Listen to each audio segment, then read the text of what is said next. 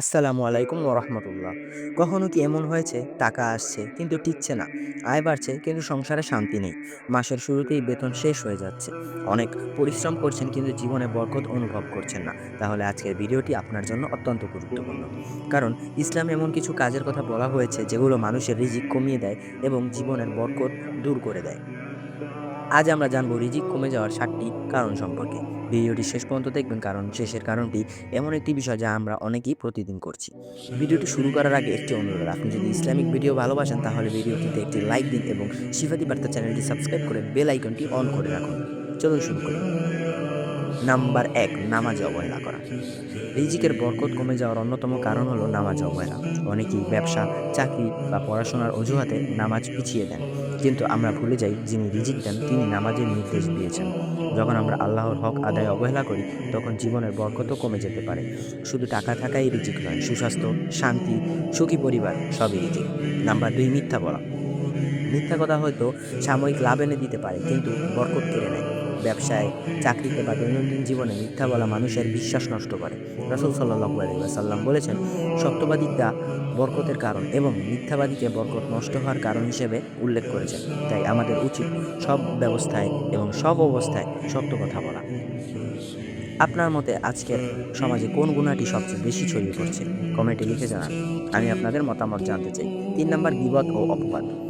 বর্তমান সময়ে এটি খুবই সাধারণ হয়ে গেছে। বন্ধুর আড্ডা, অফিসে, স্কুল কিংবা সোশ্যাল মিডিয়ায় সব জায়গাতেই গীবত ছড়িয়ে পড়ছে। আমরা অনেক সময় বুঝতেই পারি না যে কারো অনুপস্থিতিতে তার দোষ আলোচনা করা গীবত।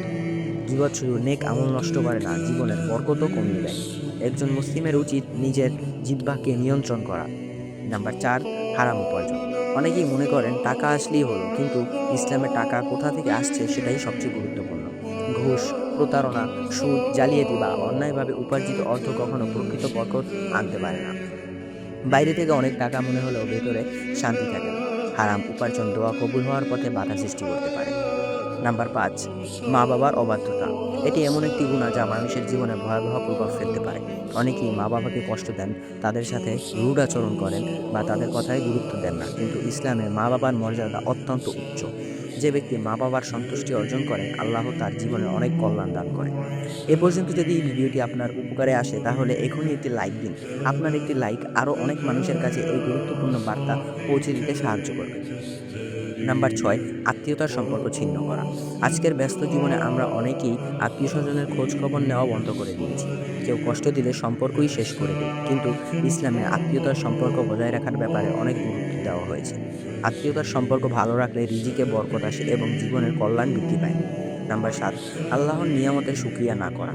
এটাই সবচেয়ে গুরুত্বপূর্ণ বিষয়। অনেক মানুষ শুধু কি নেই সেটাই দেখে, কিন্তু কি আছে তা দেখে না।